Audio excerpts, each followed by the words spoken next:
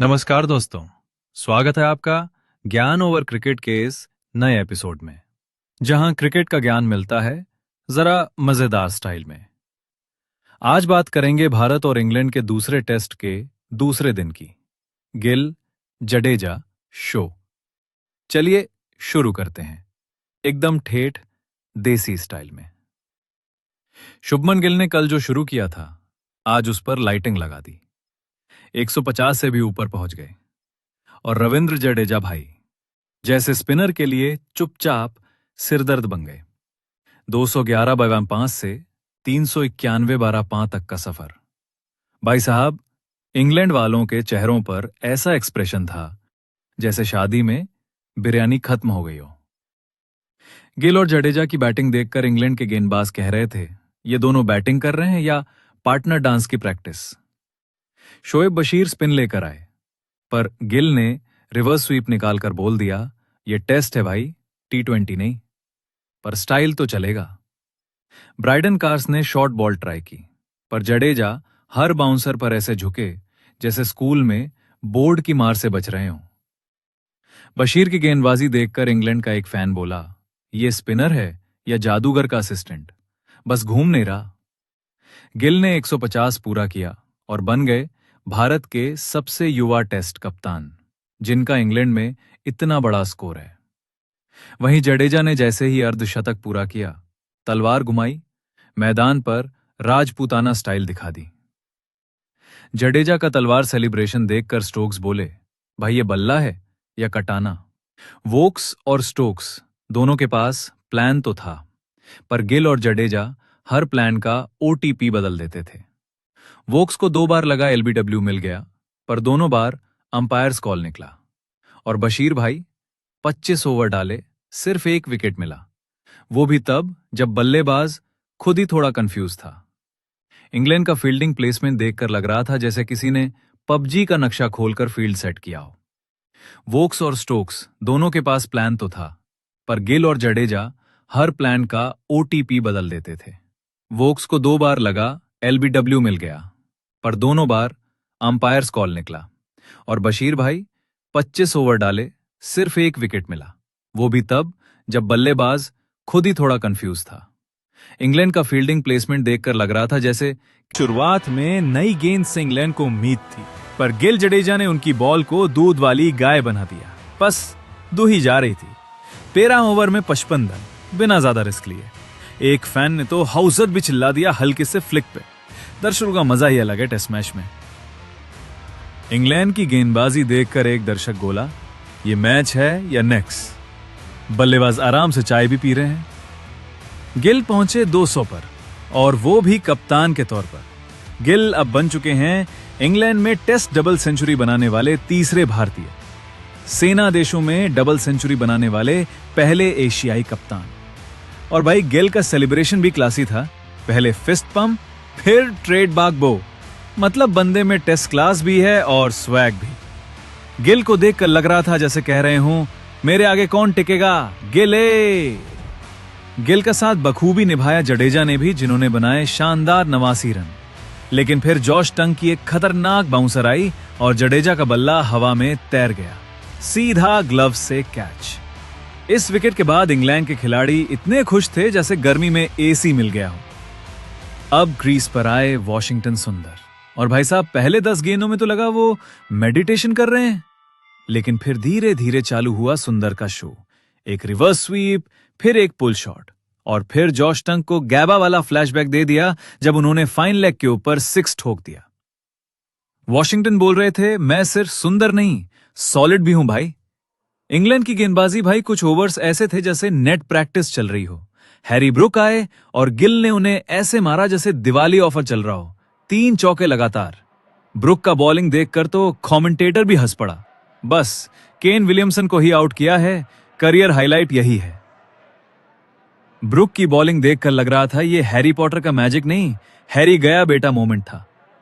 Field set किया England ने बड़े ध्यान से, deep square, short leg, backward point. पर गिल ने रिवर्स स्वीप, स्ट्रेट ड्राइव और कट शॉट से सारे फील्डिंग सेटअप को धो डाला।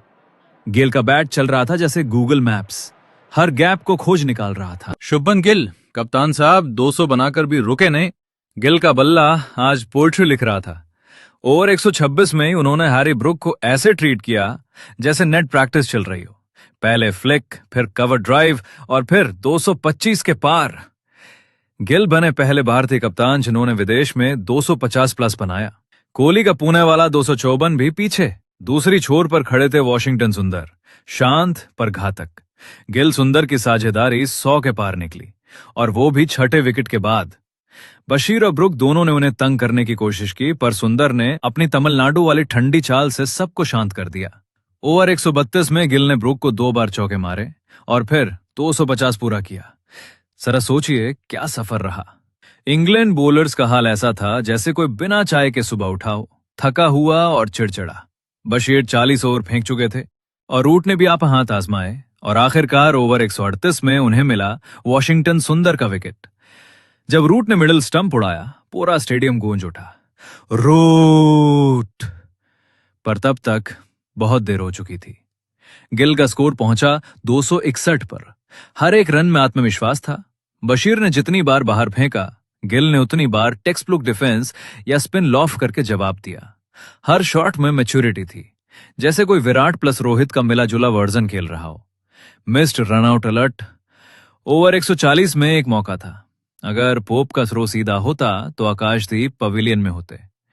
इंडिया का स्कोर 500 शातिमनास मारसांत, और यह 7th विकेट पार्टनरशिप रही 144 रनों की।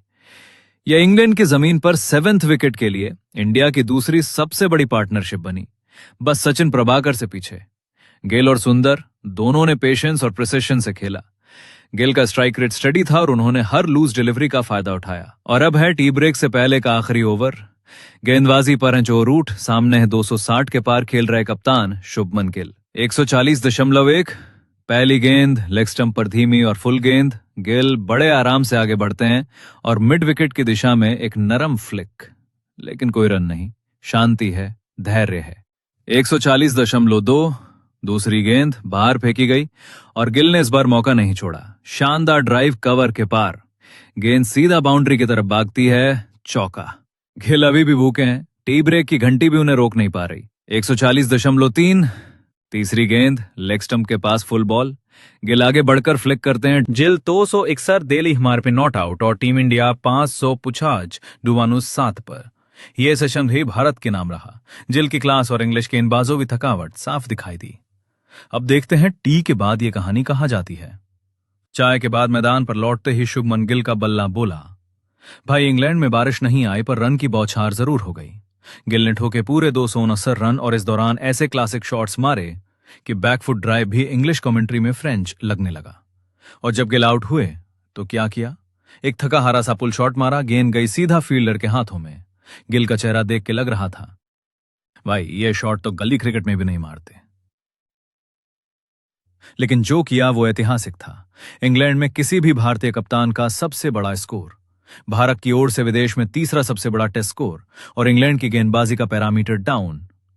अब मैदान पर आए हमारे entertainment department head Mohammed Siraj. पहले 2 गेंदों पर रक्षा, फिर सीधा कवर के ऊपर से 4 रन, जैसे बोले। भाई बैटिंग भी सीख ली मजाक मजाक में। प्रसिद्ध कृष्णा भी आए, उन्होंने भी थोड़ा योगदान दिया, लेकिन अंत में शोएब बशीर ने सिराज को स्टंप करवा दिया। गेंद सीधी लेग स्टंप की ओर गई और सिराज बीच मैदान में रह गए। न बॉल मिला, न शॉट लगा और न क्रीज बची। भारत की पारी 587 रन पर समाप्त हुई। 211 हो 5, 587 दवानुस्ताज, मतलब 376 रन आखिरी 5 विकेट के बाद। इतिहास में दर्ज होने वाला पल। अब इंग्लैंड की बारी और फील्ड पर कप्तान के तौर पर दिखे ऋषभ पंत। केएल राहुल हडल में थे नहीं तो पंत बोले, मैं हूं ना। आकाशदीप ने संभाला नया गेंद, स्लिप्स लगाई गई, बाउंसर्स तैयार हुए, लेकिन मैदान की हालत ऐसी थी जैसे बॉलर बॉलिंग मशीन बन गया हो। स्टैट की बात करें तो भारत ने फॉल शॉट्स खेले सिर्फ 9.2%। इंग्लैंड में टेस्ट के इतिहास में सबसे कम। इंग्लैंड की गेंदबाजी ने 150 ओवर के बाद भी दम तोड़ दिया और गिल की 259 रन की पारी ने बेसबॉल को बना दिया बस गिल। तो दोस्तों, टी ब्रेक के बाद जो 25 ओवर हुए उसमें गिल ने इतिहास लिखा, सिराज ने लोगों को हंसाया और इंग्लैंड को पसीना छुड़ाया।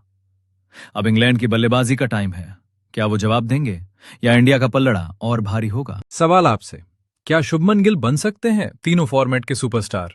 जैसे ही इंग्लैंड की पारी शुरू हुई, आकाशदीप ने ऐसा तहलका मचाया जैसे मोहल्ले की गली में नया बॉलर आया हो और 2 विकेट एक ही ओवर में उड़ा ले गया। बेंड विकेट, चलता बना बिना खाता खोले। ऑली पोप, गोल्डन डक, मतलब ना आया ना देखा, बस चलता बना।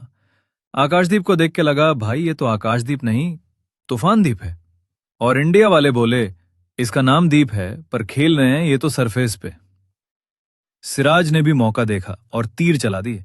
जैक क्रॉली को उन्होंने ऐसे आउट किया जैसे स्कूल में प्रिंसिपल बेगुनाह बच्चे को पकड़ ले, बस तू देखा तू गया। सेलिब्रेशन भी ट्रेडमार्क वाला, हाथ ऊपर और गुस्सा फुल ऑन। सिराज का आउटस्विंग ऐसा घूम रहा था कि इंग्लिश बैटर को जीपीएस लगाना पड़ा, बॉल गया किधर। अब आए हैरी ब्रुक और जो रूट। और भाई साहब, जो शुरुआत की वो टेस्ट क्रिकेट में भी स्लो मोशन लग रही थी। ब्रुक का फुटवर्क ऐसा लग रहा था जैसे वो पिच पे ना खेल रहे हो, गार्डनिंग कर रहे हो। हर गेंद के बाद ग्लव्स एडजस्ट करना, पिच साफ करना, अंपायर से नजरें चुराना, मतलब टाइम पास करने की पूरी कोशिश।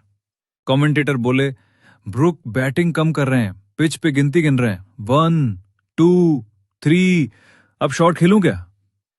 प्रसिद्ध कृष्ण ने भी बॉलिंग की जैसे बॉस बोल रहा हो, चुपचाप काम कर, बातें बाद में। इकोनॉमी टाइट रखी, बैटर को ब्रीद नहीं करने दिया। ब्रुक का एक शॉट तो स्टंप्स पे गिरते गिरते बचा, बल्ले से नहीं, कंधे से बचाया उसने।